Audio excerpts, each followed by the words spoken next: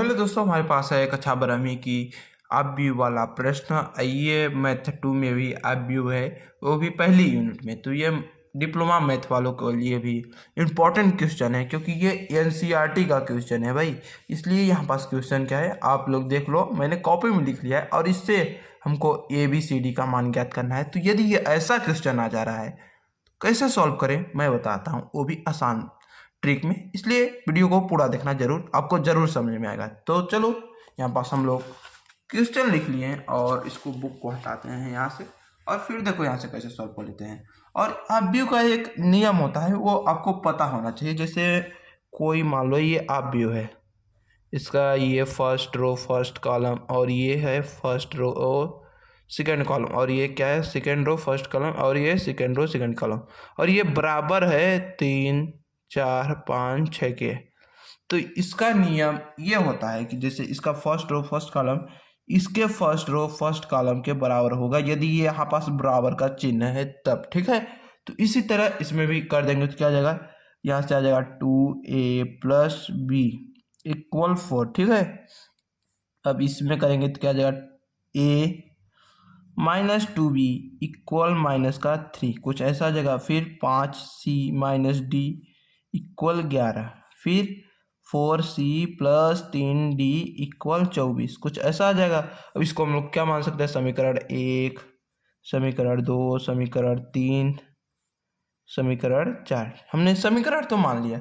अब इसको देखो, समीकरण सबसे पहले 1 और 2 को सॉल्व करते हैं। और समीकरण 1 और 2 को हम लोग आप लोगों ने 10वीं में पढ़े होंगे, प्रतिस्थापन विधि, विलोपन विधि, ब्रज गुणनखंड विधि। इनमें से 2 समीकरण का मान ज्ञात करने के लिए तो हम लोग सबसे पहले विलोपन विधि से मान ज्ञात करते हैं, क्योंकि विलोपन विधि मेरे लिए तो सबसे ईजी लगती है।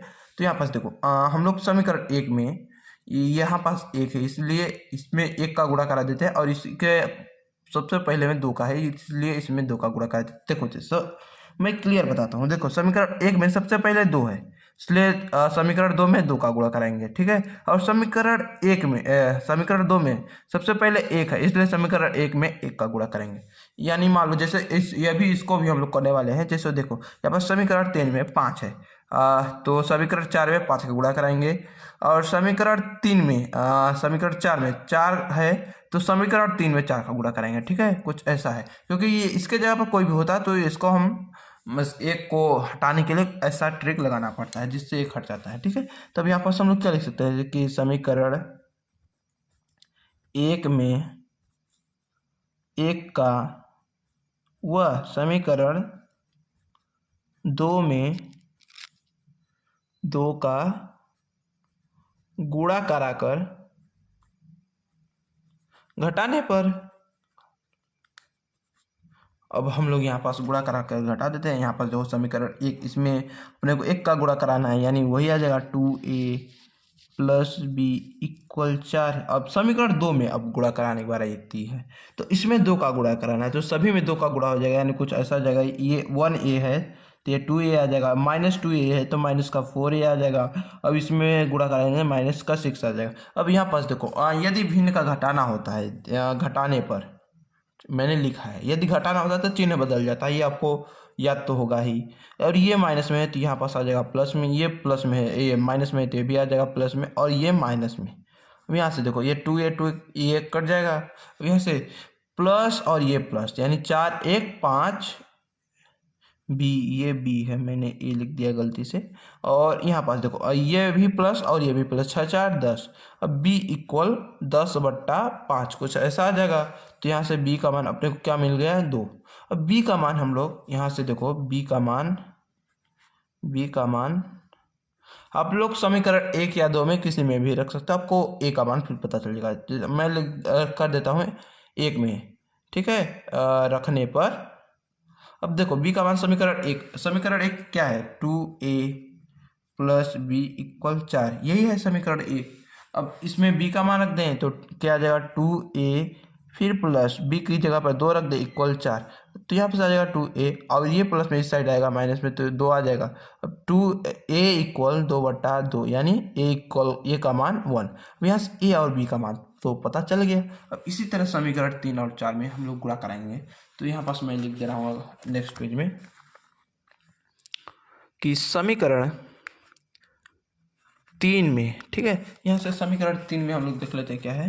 समीकरण 3 में 4 का गुणा कराने पर एवं 4 में 5 का गुणा कराने पर, समीकरण 3 में 4 का, वह समीकरण 4 में 5 का गुणा कर घटाने पर, ठीक है, घटाने पर अभी हम लोग यहाँ से गुणा करके घटा देंगे। तो देखो अभी क्या होता है, गुणा कराते हैं।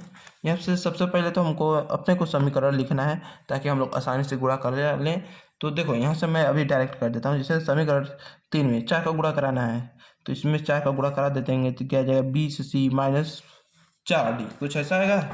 तो यहाँ से क्या आ जाएगा 20c माइनस 4d इक्वल, ठीक है। अब यहाँ से देखो फिर आगे कर देंगे, इसमें 4 का गुणा कर देंगे तो 11 चौक 44 होता है, जैसे 44 आ जाएगा। अब इसी तरह अब इसमें अब समीकरण 4 में इसमें सबसे पहले 5 है, यानी इसमें 5 का गुणा हो जाएगा तो क्या जाएगा 5 चौका 20c प्लस 15d, क्या जाएगा 20c प्लस 15d इक्वल, यहाँ पास है 24 का गुणा अब 5 में होगा तो क्या आ जाएगा, अब 24 का गुणा 5 में करोगे आप लोग तो 120 आ जाता है। अब सेम इसी तरह हम लोग इसको भी घटा देंगे तो यहाँ पास माइनस माइनस माइनस कुछ ऐसा आ जाता है। इससे इसको काट देंगे और इसको इससे जोड़ेंगे तो 15 4 19d कुछ करके आ जाएगा। इसमें से 120 में से इसको घटा देंगे तो आता है आपका 76, घटा के आप लोग देख लो, ठीक है, 76 आता है। अब बड़ी संख्या किसमें है, माइनस में, इसलिए माइनस में आ जाएगा। अब d इक्वल माइनस, ठीक है, और यहाँ पास 76 बच गया और ये गुणे में इस बलंग आएगा बट्टे में, और d इक्वल माइनस का 4 कुछ ऐसा आएगा, 19 चौक 76 कुछ ऐसा आता है। अब d का मान, अब अगेन हम लोग समीकरण 3 या 4 में किसी में लग गए तो आ जाएगा। तो हम लोग क्या लिखते हैं, d का मान समीकरण 3 में रखने पर, ठीक है। हम लोग यहाँ पास समीकरण 3 क्या है एक बार देख लेते हैं फिर से। 5c माइनस डी, यहाँ से क्या लिख सकते हैं 5c माइनस डी है, यानी ये माइनस और ऐसे करके डी है, यही है, कोष्टक लगाओ या ना लगाओ भी कोई फर्क नहीं पड़ता, और इक्वल 11 कुछ ऐसा आ गया। अब यहाँ पास देखो डी का मान यदि हम लोग रख दे तो क्या आ जाएगा 5c माइनस डी की जगह पर रख दे तो माइनस का 4 इक्वल 11 कुछ ऐसा आ जाएगा, और 5c इसका इससे कर देंगे तो आ जाएगा प्लस 4 इक्वल 11। अभी ये प्लस में इस बन जाएगा माइनस में 5c इक्वल 11। तो गाइस यहाँ पास थोड़ा सा गलत हो गया और गलती मैंने यहाँ पास की है। और इसको देखो माइनस और ये माइनस इसको जोड़ेंगे तो ये माइनस में आ जाएगा, ठीक है। और इससे जैसे यहाँ पास माइनस आ जाएगा, फिर यहाँ पास माइनस, इससे ये कर देगा, यानी डी का मान 4 आ जाएगा, ठीक है। तो यहाँ पास डी का मान 4 कर देंगे तो यहाँ पास आ जाएगा माइनस में 4, ठीक है। और ये माइनस है तो इस पर लग जाएगा प्लस में, यानी 11 और 4 कर देंगे 15, सी इक्वल 15/5, यानी सी का मान आ जाएगा 5 × 15। और यहाँ से अपने को guys A B C D का मान पता चल गया। ए का मान क्या है मैं आपको दिखा देता हूँ यहाँ से। या देखो ए का मान 1 है, बी का मान 2 है, और सी का मान 3 है, डी का मान 4 है। ए का मान यहाँ से क्या है 1, बी का मान 2, सी का मान 3 और डी का मान 4। तो ये आ गया अपना answer A B C D का मान। आई होप कि ये वीडियो आपको पसंद आई होगी। यदि पसंद है तो वीडियो को जरूर एक लाइक कर देना। तब तक के लिए बाय बाय, मिलते हैं नेक्स्ट वीडियो में।